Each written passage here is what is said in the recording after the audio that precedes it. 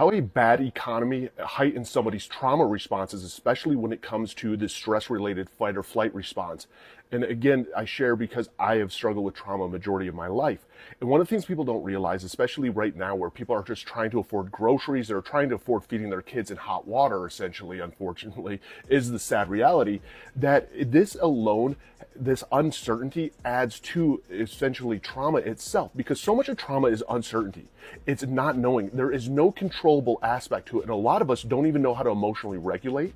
So unfortunately, we can't pull from some of our strengths that maybe you once had to help emotionally regulate. One of the worst things for somebody with trauma is for financial instability to happen. And it's not because you can't afford stuff per se, but because it triggers so much on a underlying subconscious level of what is actually going to happen. This instability, these cracks are not able to be masked as much anymore. And now it becomes very just to the point that it's exhausting.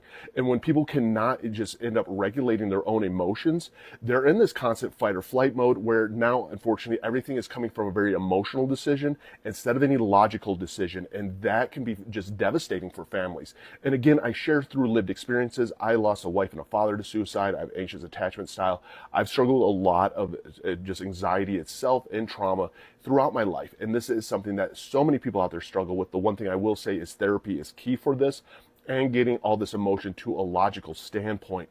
It's not going to fix the economy, and you have to remember what's in your control and what's not in your control. And again, that's why I share through lived experiences to remind you that you're not alone.